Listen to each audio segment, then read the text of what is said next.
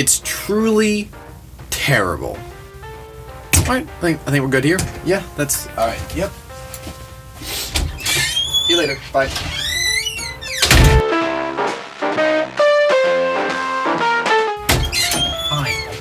Fine, I'll do it. I want to, but I'll do the review. This is the flat-out truth on the emoji movie. I can't even... Why would they call it that? How do they think... Who... Okay, I'm not even going with a script on this one. I'm just going to wing it. See if I can... The story... Big quotation marks around that. The story is of one. I don't even remember the character's name. I can't even... This movie is so mind-numbingly bad. Like, it's not, like, offensively bad. It actually really is offensively bad. I was, like, as a person, I was mad watching this movie at some point. But that wasn't until towards the ending when it just got super cliched. For the majority of it, it was just mind-numbingly, boringly bad. It wasn't like so good, so fascinatingly bad like an 80s horror movie. It was just uncreative and uninspired and such an obvious cash grab. It was clear no one making the movie cared at all. It's about an emoji, clearly, the meh emoji, played by TJ Miller, who is very funny. He's been in good stuff before. I don't know what compelled him to do this. It's gotta be money. I mean, that's the only answer. He plays the meh emoji, but he doesn't want to be meh. He wants to show different emotions. He wants to get reprogrammed so that he doesn't get erased, and I'm trying my best to remember. The moment I walked out of this movie, I wanted to erase it from my mind. And so he goes on this adventure with the high five emoji, who used to be amongst the favorites and now he isn't. And the two of them want to reprogram the phone with this little hacker emoji thing that is called Jailbreak. The high five is played by, I think, James Corden. I'm serious. I'm not putting any effort into this. I am just winging this. He's the current host. He's of like the Late Late Show or something. He's British or Australian. My mind is mush right now. I don't need the jailbreak emoji thing, played by Anna Faris, someone like that. Okay, so I should probably explain that, like, it's their job. Like, it's their job as emojis to show up and do the correct thing. That's really it. There's eternal logic be damned is pretty much what they thought of when they write this movie. There's just none of it makes any sense, like not even its own sense.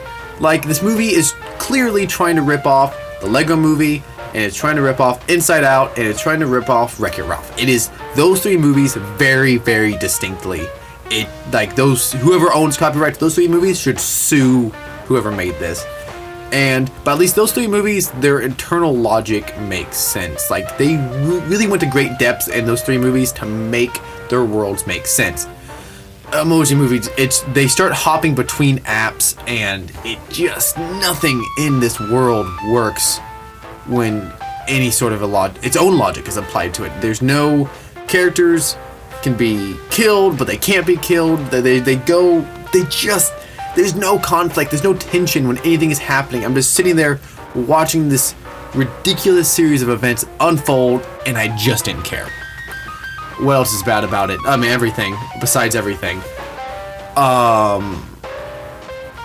The voice acting is just mediocre at best. It's below mediocre for most of the point, but there are some talented voice actors in it, so at least it's mostly competent. But like I said, the movie itself starts to run out of steam towards the ending. It's like they made it in chronological order, and just towards the ending, nobody cared at all.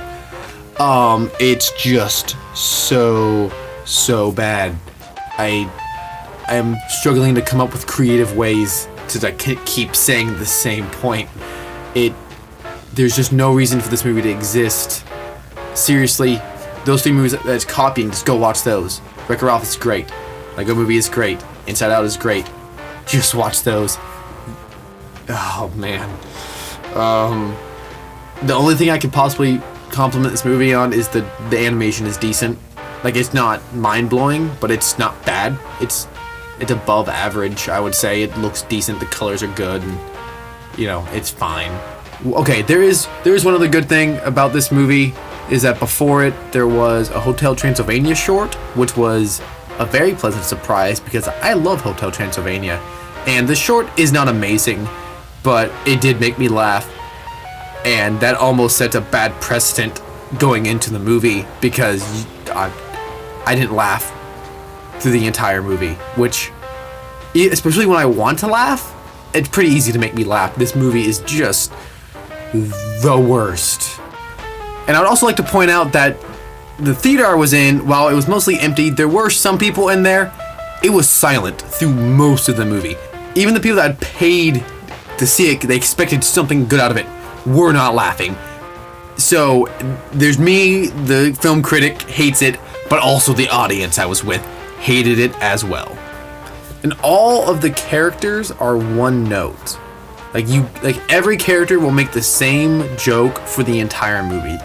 Each individual character will just repeat the same thing over and over, just in slightly different ways, and that's also just mind-numbingly bad. The movie is making this attempt to be insightful, which is admirable, I guess, but the movie is as deep as a 12-year-old on Tumblr. It's I'm sure I've made that joke before, but I just don't care. Seriously, like, the attempts at any sort of philosophy in this is laughable at best.